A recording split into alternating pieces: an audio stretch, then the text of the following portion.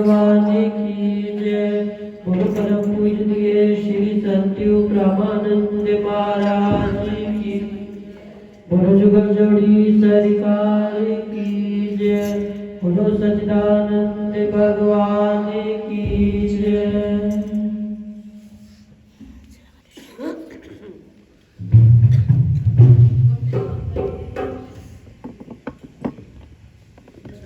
दिल में लगन तेरे दर्शन की, देखूं तुझे ये चाहत मेरी। दिल में लगन तेरे दर्शन की, देखूं तुझे ये चाहत मेरी।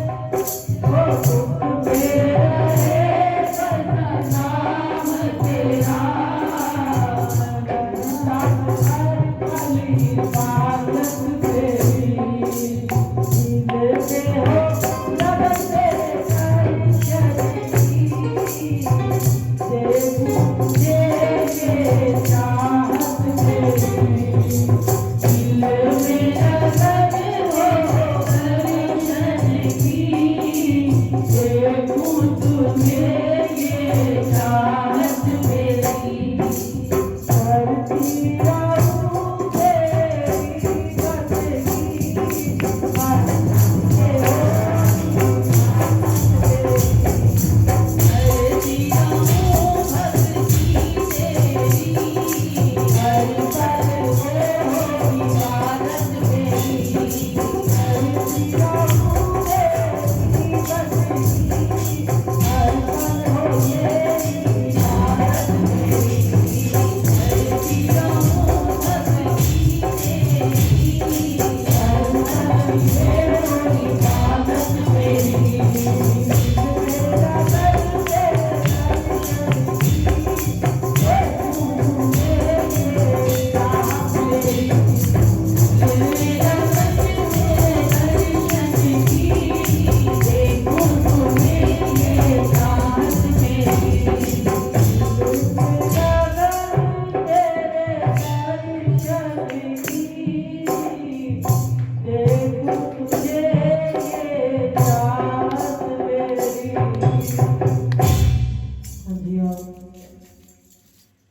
गुरु चरणों के अंदर आए, प्यारे श्री महाराज जी का दर्शन और दीदार पाया। किस्मत हमारी सबसे अच्छी, भाग्य हमारा सबसे ऊंचा, जो गुरु महाराज जी ने हमें सुबह उठाकर अपने दरबार में बुलाया,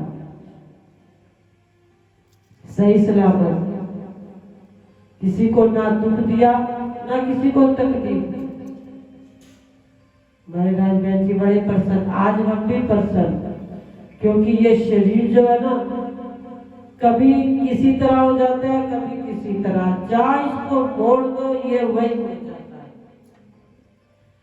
अगर इसको नकारात्मक तरफ लगा दो ये वही चला जाएगा, नहीं उठना तो नहीं उठना, इसको कह दो उठना है तो ये उठ जाएगा। तो लगन हमारी गुरु महाराज जी के चरणों के अंदर ऐसी बच जाए, रात को सोए यही अरदास करके सोए कि गुरु महाराज जी सुबह अपने चरणों के अंदर पूरे दिन की जो मैं खाता हूँ पीता हूँ उसकी मेरी झोली के अंदर बरकत भरने के लिए अपने दरबार में बुला लेना। एक बार रात को क्या कर सो, देखो गुरु महाराज जी हमारे प्रेम होगा ना तो उस प्रेम से गुरु महाराज जी हमारी ये भक्ति की मांग है, ये भक्ति की आशा है, ये बंदगी की आशा है, ये माया की आशा नहीं। माया की आशा फंसा देती है, चुरासी दे देती है, लेकिन गुरु महाराज जी के चरणों के अंदर आने की अगर हम आशा रखते हैं तो ये भक्ति की आशा बन जाती है, बंदगी की आशा बन जाती है। तो हम अपने हृदय के अंदर प्रेम बनाए, प्रेम वो बनाए गुरु महाराज जी के चरणों के अंदर हमारी भक्ति जुड़ी रहे, हमारी बंदगी बनती रहे, हमारा जीवन संवरता रहे। तभी कह दिया दिल में लगन तेरे दर्शन की, देखूं तुझे यही चाहत मेरी। अपनी चाहत को जहां मुड़ो वही मुड़ जाएगी, अपनी चाहत को माया में मोड़े माया मिल जाएगी, अपनी चाहत को दरबार की सेवा के अंदर लगाए तो सेवा मिल जाएगी। कर सेवा गुरु चरणन की, युक्ति यही भाव दर्शन, बाकी कोई युक्ति है? ये भी सेवा है। जब हम सुबह अपनी नींद को छोड़कर आते हैं ना, सबसे बड़ी सेवा करते हैं, और जो इस सेवा को अपना लेता है, कर लेता है, उसका एक गुण नहीं कई गुण कर जाते हैं। क्योंकि जब वो घर जाएगा तो उसके चेहरे का नूर आते जाते वाले भी प्रसन्न हो जाएंगे। वो क्या कहेंगे? जय श्री सच्चिदानंद। तो इस जय श्री सच्चिदानंद का बड़ा भारी अर्थ उसने आते हुए को जाते हुए को बोला। उसने कई लोगों का जीवन संवारता गया, घर के अंदर गया। घर के अंदर जो सोए पड़े होते हैं ना, जब वो उठते हैं तो वो भी देखने लग जाते हैं कि ऐसा क्या चमत्कार हो गया कि आज हमने इनका मुख देखा तो हमारा जीवन अपने आप कर गया कि हम भी सुबह सुबह उठकर हम भी दरबार में जाए, हमारा भी मुख इस तरह से खिलता रहे, मुस्कुराता रहे। अरे इतनी बड़ी सेवा जो अपने जीवन के अंदर इस अमृत वेले से दे देता है, तो गुरु महाराज जी उसके जीवन के अंदर कभी दुख देते भी नहीं, उनकी झोलियां भरते ही भरते रहते हैं। तो हम भी सेवा तन से, मन से, धन से, वाणी से, अगर तन से बन पड़ती है तो सुबह अमृत वेले उठकर गुरु महाराज जी के पास आए, ये भी बड़ी सेवा है। मन से हम गुरु महाराज जी का सिमरन करें। मन के अंदर कोई दुविधा आती है, परेशानी आती है तो हम क्या करते हैं? ध्यान लगाते हैं, सिमरन करते हैं। इसके अंदर ना कोई पैसा खर्च होता है, ना कोई दाम लगता है। इसके अंदर सिर्फ हमने बैठना होता है, बाकी कुछ नहीं करना होता। और एक बैठने के अंदर गुरु महाराज जी हमारी सारी मुसीबतों को अपने पास खींच लेते और हमारे जीवन के अंदर आनंद भर देते। एक बार एक सेवादार था, वो भी किसी साधु संत महात्मा की कुटिया के ऊपर सेवा किया करता। सेवा की कुछ समय बीता, कहने लगा महाराज जी मैं अब जाना चाहता हूँ। संतों ने कहा ठीक है जाओ। अब जाते जाते कहने लगे जा रहे हो तो कुछ हमारा भी फर्ज बनता है कि हम भी आपको कुछ भेंट दें। अब उन्होंने संत ने उनको एक शंख दे दिया, कहने लगे हमारे पास बाकी तो कुछ नहीं, ये शंख है, इसको ले जाओ, आप जो मांगोगे ये शंख आपकी पूर्ति कर देगा। कहने लगा ठीक। अब वो चल पड़ा। आजकल तो हम कहीं आना जाना हो, सुबह गया शाम तक वापस भी आ जाते हैं, साधन हमारे पास इतने होते हैं। लेकिन पहले कई कई दिन लग जाते थे, पैदल यात्रा होती थी। अब वो जा रहा था अपने घर को, तो रास्ते में रात पड़ी तो कहने लगा किसी घर के अंदर रुक जाता हूँ। अब वो किसी घर के अंदर उसने दरवाजा खटखटाया, कहने लगा रात को मुझे रहने दो, सुबह चला जाऊंगा। कहने लगे ठीक है रह जाओ। और वो रात को वहीं रुक गया। कहने लगा साधु जी ने, संतों ने मुझे शंख दिया, एक बार इसकी परीक्षा तो करो कि देता है या नहीं देता। अब उन्होंने शंख को कहा कि ये शंख जी आप मुझे एक स्वर्ण मुद्रा दे। शंख जी ने स्वर्ण मुद्रा दी, जो घर का मालिक था उसने दे दिया। कहने लगा इसके पास इतनी अमूल्य वस्तु। अब वो रात को सोया तो घर के मालिक ने एक नकली शंख लिया, असली को उठाया, नकली वहीं रख दिया। सुबह उठा वो अपने स्थान को जाने लगा, कहने लगा भैया आपका बड़ा धन्यवाद, आपने रात को मुझे रहने के लिए स्थान दिया। अब वो अपने घर को गया तो रास्ते के अंदर कहने लगा इस शंख से कुछ और देखो, कुछ और मांगो। उसने कहा अब मुझे जाते जाते मैं थक गया हूं, ऐसा करो मुझे कोई साधन दिलवा दो।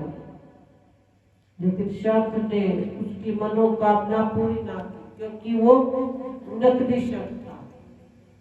अब उसको गुस्सा आ गया, कहने लगा एक बार तो उसने पूर्ति पूरी कर दी, लेकिन दूसरी बार नहीं की।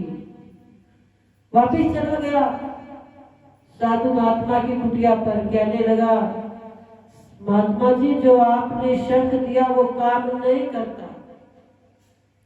कहने लगे क्यों?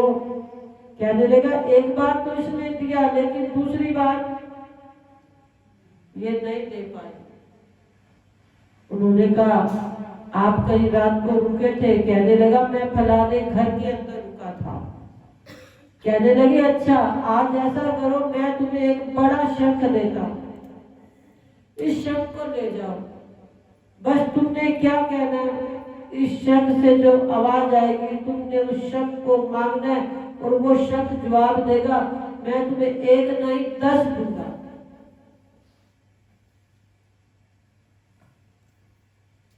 बड़ों पर हमारे को भी पढ़ाई ज्यादा आती है ना, कोई हमें कहे ना तुम्हारे घर,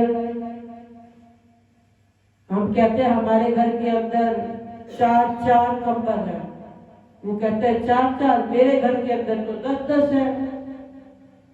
उसने कहा मेरे घर के अंदर 2 डिनर सेट है, हम कहते हैं वाह हमारे घर के अंदर तो 20 है। चाहे घर के अंदर,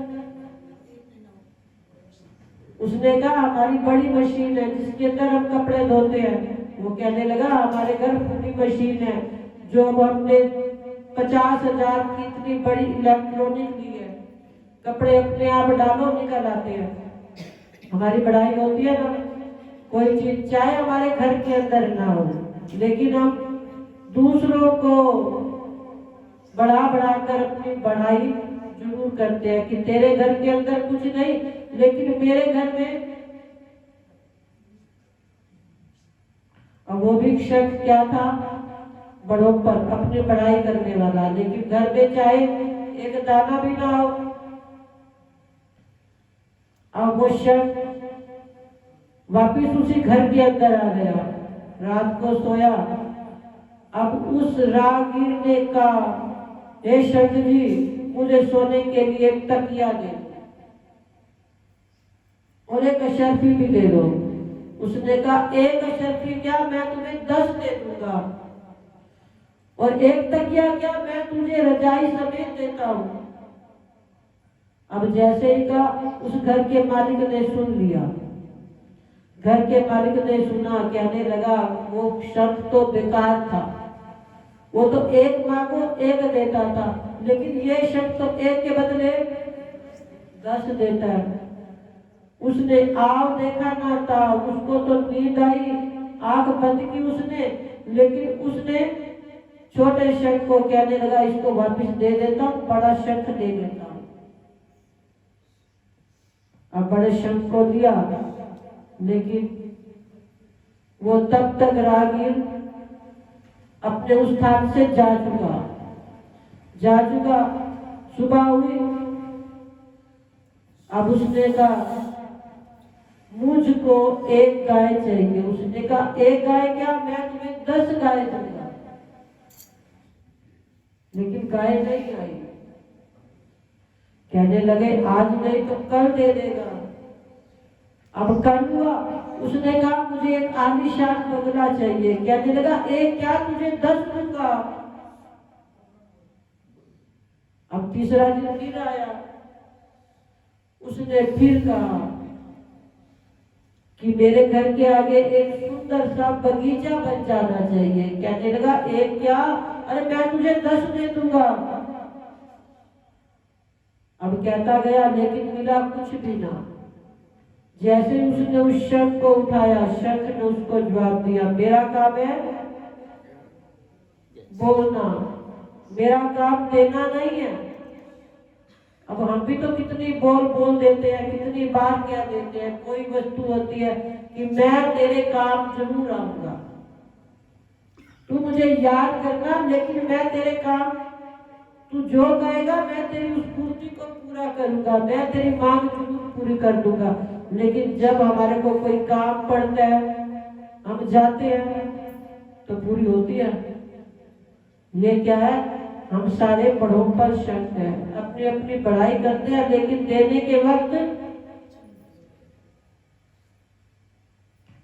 अब वो शंख ले गया ना एक, अब उस एक शंख का एक बार ढूंढने का उसने आनंद तो उठाया, लेकिन ये लालच हमारे अंदर भरा पड़ा है।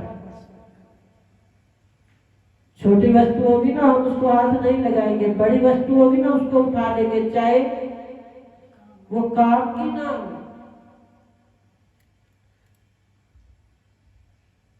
अरे ऐसा जीवन ना बनाए, अपने अंदर सब्र रखें। लालच क्योंकि ये बड़ी बुरी बला है। अब उस व्यक्ति ने लालच किया छोटे क्षण से बड़े क्षण का, तो देखो अपना छोटा क्षण जो देता था वो भी गवा बैठा।